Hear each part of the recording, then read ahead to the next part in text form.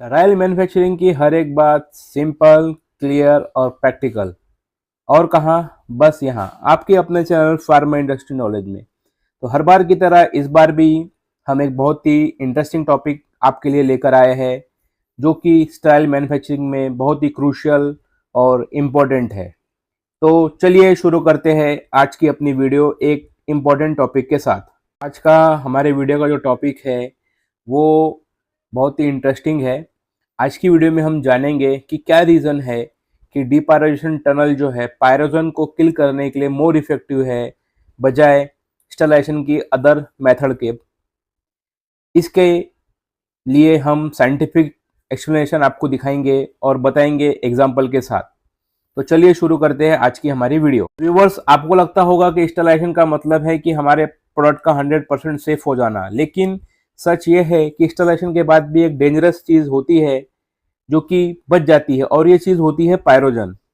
आज की वीडियो में हम समझेंगे कि नॉर्मल स्टरलाइजेशन क्यों फेल होता है और डीपायरोजेशन टनल ही क्यों असली सोल्यूशन है जब बात आती है इंजेक्टेबल को सेफ बनाने की।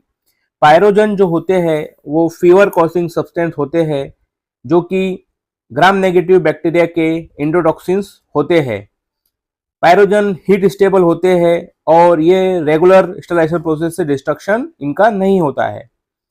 डीपायरोजेशन टनल स्पेसिफिकली डिजाइन करी जाती है जो कि कैपेबल होती है इन पायरोजन को रिमूव या डिस्ट्रॉय करने में, स्पेशली जब हम बात करते हैं ग्लास कंटेनर की, जिससे कि वायल और एम्प्यूल की। पायरोजन आखिर होते क्या है? पायरोजन वो सब्सटेंस होते हैं जो हमारी बॉडी में इंटर करते ही हमें फीवर कॉज करते हैं। जैसे ही ये ब्लड स्ट्रीम में जाते हैं हमें बुखार आने लगता है। फार्मा इंडस्ट्री में मेनली जो इंडोटॉक्सिन के बारे में हम बात करते हैं वो ग्राम नेगेटिव बैक्टीरिया से उत्पन्न या पैदा होते हैं, जो कि ग्राम नेगेटिव बैक्टीरिया के लिपोपॉलीसेकेराइड फॉर्म में होते हैं। इनकी प्रॉपर्टीज ये होती है कि ये हीट रेजिस्टेंस होते हैं, बहुत ज़्यादा स्टेबल होते हैं टेम्परेचर पे, ये इंसॉल्युबल होते हैं ऑर्गेनिक सॉल्वेंट में। अगर हम एग्जांपल की बात करें तो जो कॉमनली इंडोटॉक्सिन फार्मास्यूटिकल इंडस्ट्री में जिसके बारे में बात करी जाती है वो इसर्किया कोलाई, या जिसे हम ई कोलाई भी कहते हैं।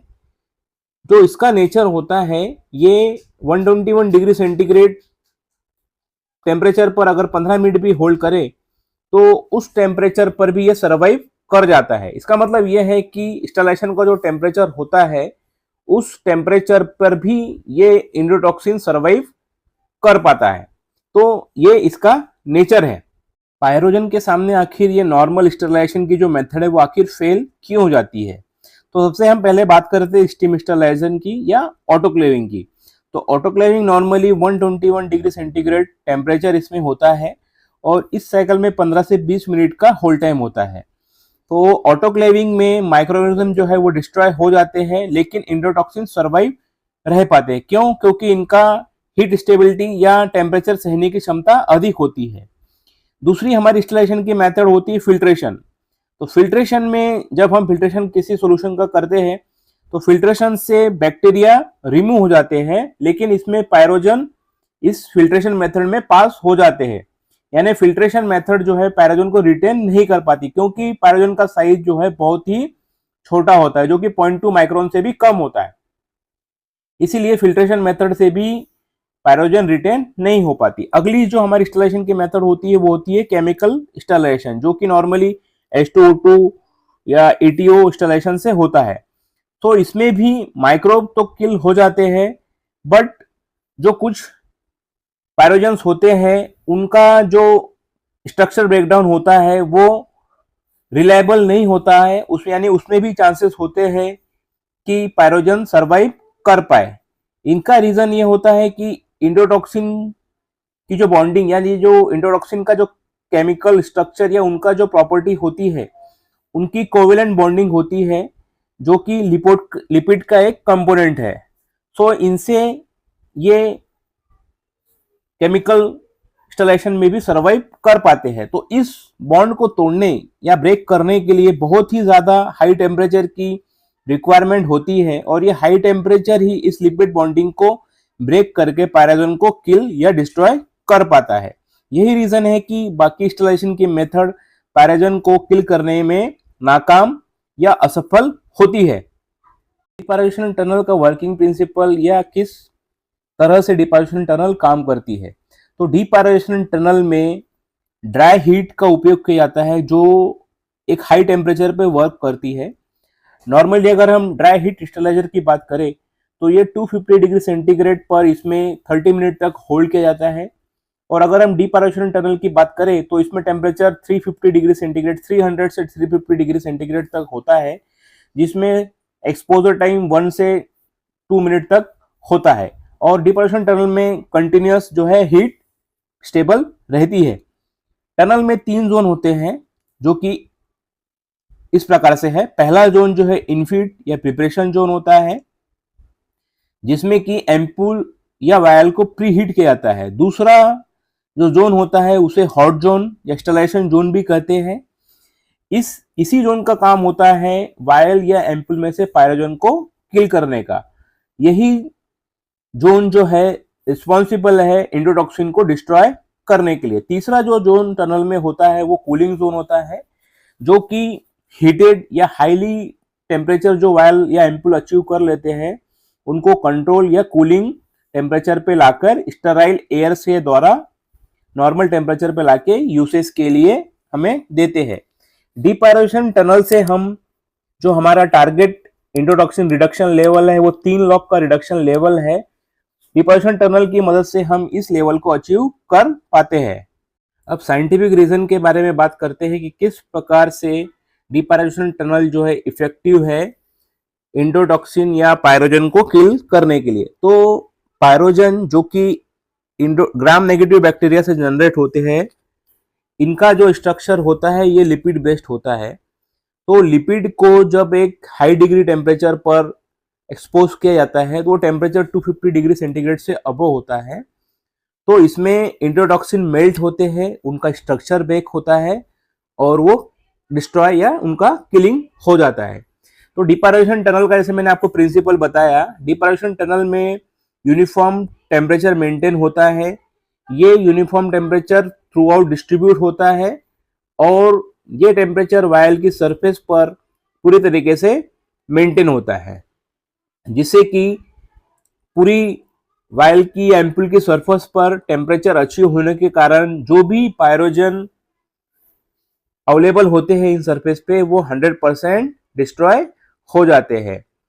डिपायरेशन टनल अलग मेथड जैसे कि स्टीम इंस्टॉलेशन की तरह फास्ट तो नहीं होता, इसमें हीट का पेनिट्रेशन स्लो होता है, लेकिन ये पेनिट्रेशन हाई टेम्परेचर पे होता है और इसमें स्टीम की तरह या ऑटोक्लेव की तरह कंडेंसेशन नहीं होता। इसीलिए पायरोजन जो है पूरी तरीके से किल होते हैं, क्योंकि उनका लिपोपोलीसैकेराइड का जो स्ट्रक्चर होता है वो पूरी तरीके से डिस्ट्रक्शन होता है, जो कि इसेंशियल है या रिक्वायर्ड है पायरोजन को किल करने के लिए। डिपायरेशन टनल की प्रोसेस ये इंश्योर करती है कि हमारा जो वायल या एम्पूल है उनका स्टेलाइजेशन हो, यानी कि माइक्रोब्स जो भी है वो किल हो। इसके साथ ही साथ डिपायरेशन टनल जो है ये भी इंश्योर करती है कि इंडोटॉक्सिन पूरी तरीके से डिस्ट्रॉय हो जाए। तो डिपायरेशन टनल एक ही स्टेप में स्टेलाइजेशन और इंडोटॉक्सिन या डिपायरेशन या पायरोजन को किल करने का काम करती है। डिपायरेशन टनल की इफेक्टिवनेस को समझने के लिए हम एग्जांपल के द्वारा समझेंगे। मान लीजिए हमारे पास कोई ग्लास वायल है जिसमें कंटेमिनेशन लेवल जो है 10,000 इंडोटॉक्सिन यूनिट पर वायल का लोड है।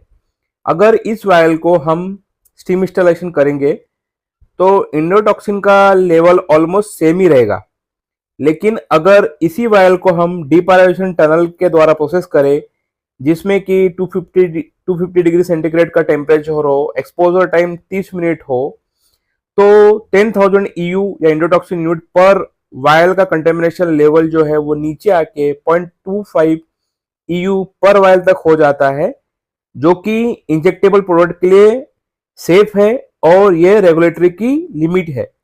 तो यही डिफरेंस है जो कि इंजेक्टेबल प्रोडक्ट को सेफ बनाता है जब हम इंजेक्शन को डिपायरेशन टनल से प्रोसेस्ड वायल में फिल करते हैं। डिपारेशन टनल का यूज पैराजोन क्लीनिंग के लिए करना ये सिर्फ एक प्रैक्टिस ही नहीं बल्कि ये रेगुलेटरी की रिक्वायरमेंट भी है। यूएसपी का चैप्टर 797, यूएसपी चैप्टर 85 और यूजीएमपी एनेक्स 1 में ये स्पेसिफाई किया गया है कि इंजेक्टेबल प्रोडक्ट जो है वो एंडोटॉक्सिन की तय लिमिट जो है उसको मीट करना चाहिए। डिपारेशन टनल जो है वो वेल्डेड होना चाहिए। इसको वेल्डेशन के लिए एंडोटॉक्सिन चैलेंज स्टडीज करनी चाहिए जिसमें कि एक नॉन पॉपुलेशन जो कि 10,000 EU पर वायल होती है उससे स्पाइक्ड कंटेनर से इसको चैलेंज करना चाहिए।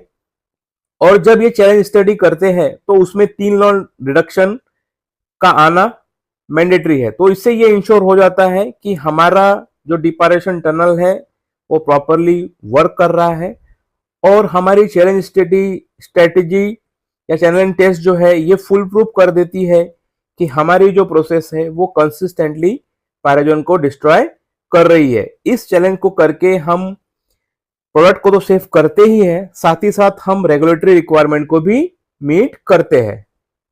तो व्यूअर्स, आज हमने डिटेल में समझा कि स्टरलाइजेशन हमेशा पैराजोन को रिमूव नहीं करता और क्यों डिपारेशन टनल फार्मा इंडस्ट्री में गोल्ड स्टैंडर्ड माना जाता है।